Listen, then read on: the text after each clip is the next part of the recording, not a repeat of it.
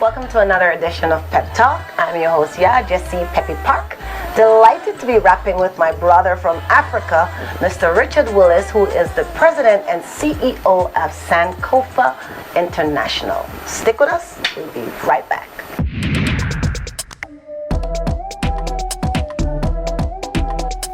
So, Brother Farouk, thank you so much for coming to the show.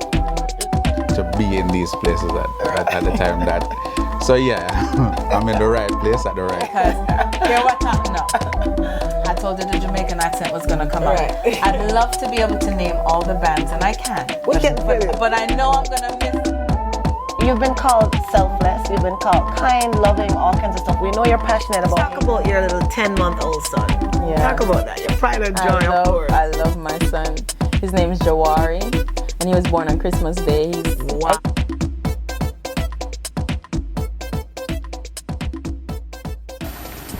So Chief Willis, I'm going to call you Chief just because I have inside information to know that you're a chief in Ghana. Welcome to Pep Talk, Mr. Richard Willis. Thank you so much, and I'm happy to be here. And I would rather you call me Richard than Chief. Okay, so I'll call you Richard. Thank you. All right, so first of all, your outfit is gorgeous. Well, thank you. Is that straight from the continent? This is straight from the continent. It's from Ghana. Mm-hmm. It was made by one of the ladies that we have been assisting over the past 7 or 8 years. She's a seamstress, and she does a very good job. This is actually 2 pieces of a 4-piece set that she made for me. It's got an outer garment that goes with it and a cap. Okay, so you've already let them know that what you do is somehow connected to the continent. Yes. Let's talk about Sankofa International. You've been serving Africa's needy since 1993. What is the mission of your organization? Oh, our mission is basically to help Africa's needy and helping them meet with their basic needs. But I didn't go there for that reason. Let's hear that story. Okay. My first trip to Africa was in 1993. About a year before that trip, I established an import-export business because I didn't care anything about Africa. I didn't care anything about Africans. I didn't care anything about poor people living in Africa. My whole purpose was to go there to make money. A year before that trip, the import-export business was already making money in Africa. We had expanded into Europe. And the plan was, after we returned from Africa, to expand into Asia. This trip to Africa was only to secure business relationships. That was it.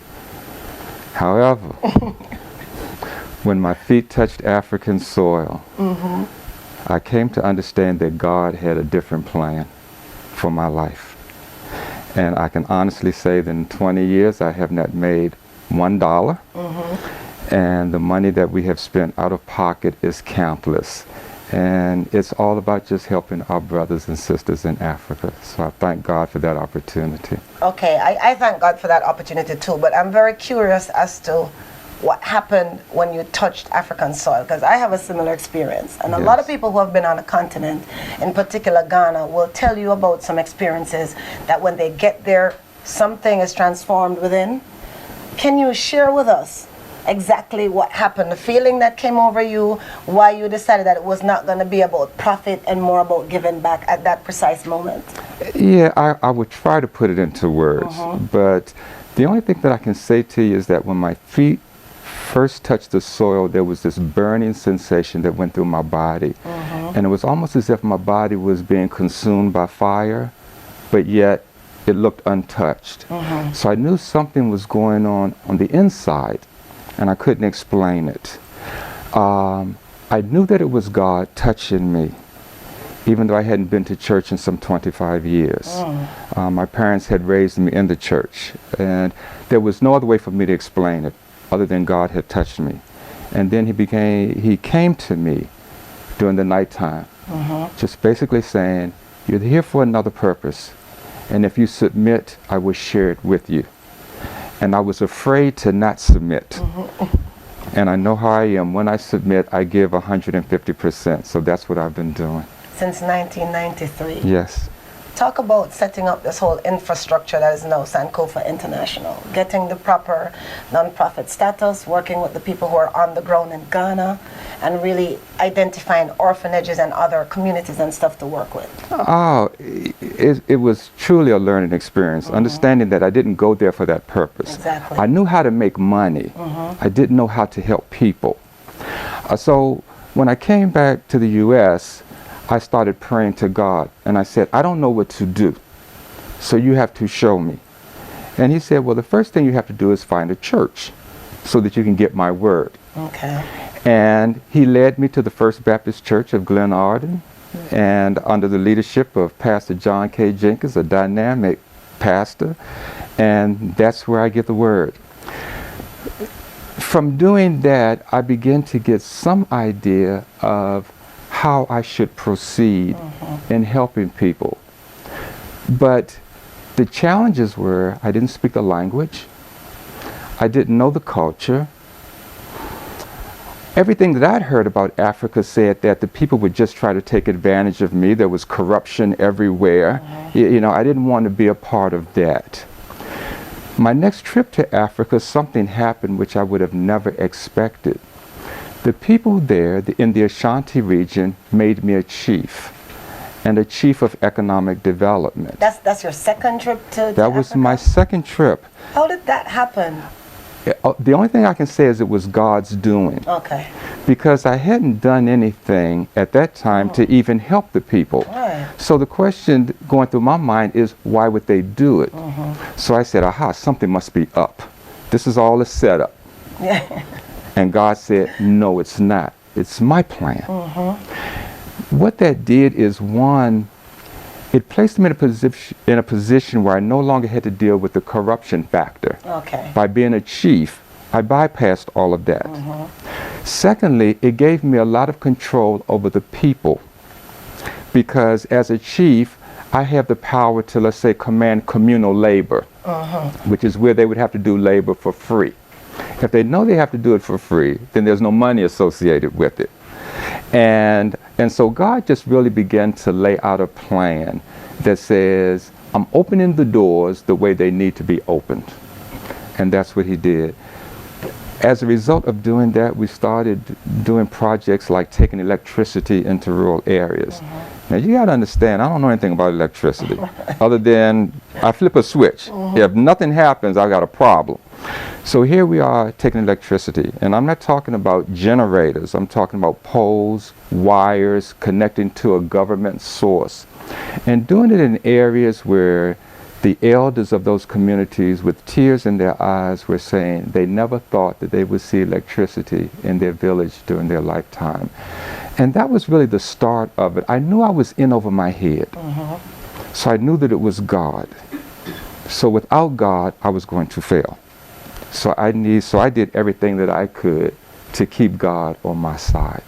Awesome. Now, are there people who you worked with to get this mission fulfilled in the early stages in particular? Because I know some of us do these things by ourselves, but did you have a team at that time who helped you to fulfill that? I had a supportive wife Okay. who was taking care of my two younger children while I was in Africa, and during that time there were no cell phones, so you know, I couldn't get in touch with her if there was an emergency or something of that nature. There were a handful of people in the U.S. who said they wanted to play a part. And in Africa, it was a matter of being able to develop the team. Because the key was that we were dealing with people whose basic needs were not being met. So when you're talking to people of that nature, their mind is day to day. And so when you go to them and you're speaking a week ahead, a year ahead, they don't comprehend that well. And so that was the initial problem. How do you get somebody to think beyond the food pains that are real in their stomach? How do you get them to ignore that, to be able to see that tomorrow is a brighter future? But I can honestly say that over about an 8 to 10 year period, we were able to do that, to develop those individuals. So today we've got people working on the ground in the U.S. and in Africa. Okay, and currently what are some of the projects that you do in Africa, and especially the ones that you have the Africans working on? Okay. We do medical exams, and we use African doctors in Africa, doctors and nurses, to do that. Most of the people we're helping would never ever see a doctor or a nurse or a dentist during their lifetime. They just don't have the money. So we're doing medical exams, and we purchase prescription medication out of pocket for those who needed it. Because one of the things to keep in mind is, for this 20 years, we haven't operated with any government grants or corporate sponsorship. It's all been paid out of pocket. Another project is we do scholarships. We do scholarships at the high school, the university levels. And for those who don't want to travel the academic background, we also do technical and vocational schools. When I say scholarships, I'm talking about full scholarships. So we're dealing with school fees, books and other learning materials, accommodations, meaning housing and food, and we include pocket money. Because you got to understand, these people have nothing. So to say to them that they're on a scholarship and we're going to take care of their school fees and their books, they might as well not have a scholarship. So we have to be able to do it that way. We do life management workshops. And those workshops deal with subject matters like decision making, problem solving, money management, strategic planning. It's the things that get them away from the day-to-day thinking and more the midterm to long-term. Because our goal is to make them self-sustaining. And that can't happen if it's just day-to-day thinking. So it's got to be long-term. We do what we call micro-business loans. When you're helping the needy, the truly needy, they can't go to the banks and other legitimate lenders for financial support. So they have to have another way of doing it. We found out that they were going to these individuals and they were paying in some instances 200% and 300% interest, but they didn't know it because they didn't know how to calculate interest. So we went in and we just started doing small loans. They range from like $300 to $500 that either get individuals established in businesses or continue to elevate them in the businesses that they're running. For us looking at those businesses, we may look at them and say, this is nothing. But for those people, it means being able to eat from day to day and to take care of their families. And I could just go on and on regarding the accomplishments, but that's just some of them. That's just some of them. Yeah. And I like the fact that you're actually empowering them to be better. Yes. And then I wanted to ask you, because some of us have been to Africa, and we're talking particularly about Ghana, correct? Yes. So how easy is it for you to get access to these people to provide these? I think they're unique services, because typically when someone is going to like a Ghana to give back, they think about helping orphanages and doing stuff more on the smaller scale. Yes. Does your position as chief afford you a little bit more extra influence than, say, the average person who would be going to Ghana to try to help people?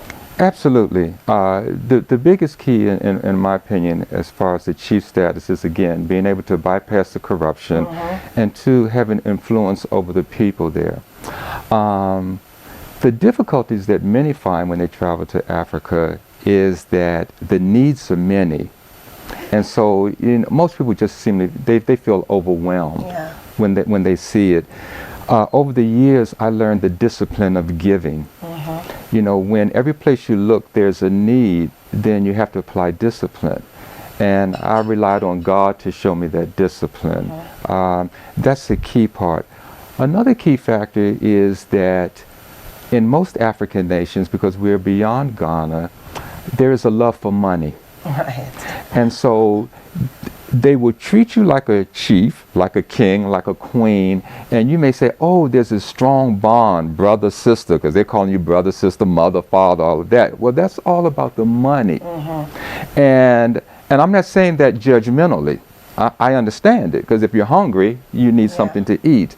But most of us get confused by that treatment.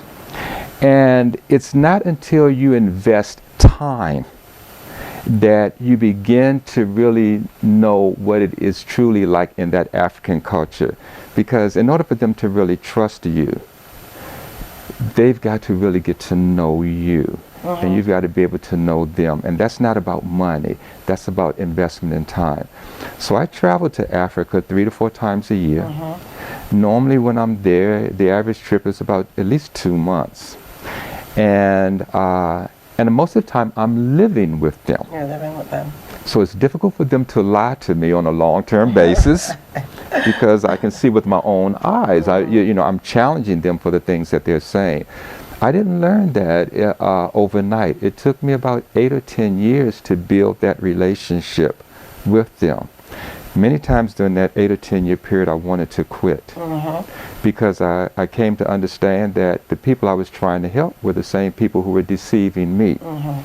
And it was God who made it clear to me that I'm not even there for those people. I'm there to do His will. Okay. And as long as I keep that in mind, then the people don't matter. Now, they're important to me, but they're not the driving force. The driving force in me is doing God's will, and at the end of the day, thanking Jesus for the opportunity. That's great. And you talk about doing this all by yourself with your own funds, no government funding. Right. A lot of people are watching and they'd like to give back. So how are some of the ways that people who are watching, just learning about Sankofa International, the website, by the way, is sankofa.org. How can they assist in what you're trying to do by helping Africa's needy? I think one of the things that they can do first is take a look at the website, just to get some idea of what it is that we're doing. Secondly, I would say they need to look at their passions. Okay. Because what we do is we don't try to draw people into what we're doing. What we do is we take their passions and try to fold it into what it is that we're doing, so that they don't look at it as a job. It's just something that they love, and it can be on a small scale or a big scale. It doesn't matter. For example, we have a senior citizen who she crochets. And I was talking to her about Africa and the needy children there, and she says, "Oh, I love to crochet, but there's nothing I can do to help." And I said, "Well, would you be willing to crochet me a few blankets that I could take and use that for the needy orphans, because they lay on dirt?" And she said, "You would do that for me?" And I said, "Yes." And she just started crying. Now, to me, that is a big thing. And to her, it is a big thing. And that's all that matters. And I guarantee you that those little children in Africa, they're going to love being able to not have to lay on that dirt. That's awesome. So that's some of the ways that you can help. Again, the website is sankofa.org. But more importantly, you do have something here in the Maryland area every year that you invite people to come out to find out a lot more about Sankofa, and to also purchase items that are directly from Africa, and that goes back into your organization. Tell people a little bit about the logistics of that. Yeah, one of the things in Africa is there's a lot of skill. Because skill many times is related to a village. So there may be a village, for example, that does nothing but wood carvings. So everybody knows how to carve. The problem is they don't have the money to buy the wood. And for those who are fortunate enough to maybe have something small to buy wood, once they make something, they don't have an outlet. Right. So at Sankofa, we went in, we provide seed money. So with that seed money, they can buy wood. They make the items, we bring it all to the U.S. And we have events where we sell it to people at unbelievably low prices.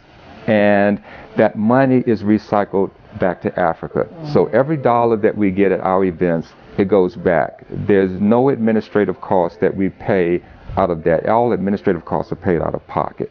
So we have wood carvers, jewelry makers, seamstresses, artists. They're all doing that in Africa. That's how they take care of their families. When we bring it here, one of the events that we have that you're speaking about is our Family and Friends Day that we have every August in Upper Marlboro, Maryland. And that day is it's a fun day for folks of all ages. For children, we've got the moon bounces and makeup and things of that nature. But as far as the sales go, we've got several acres just full of items.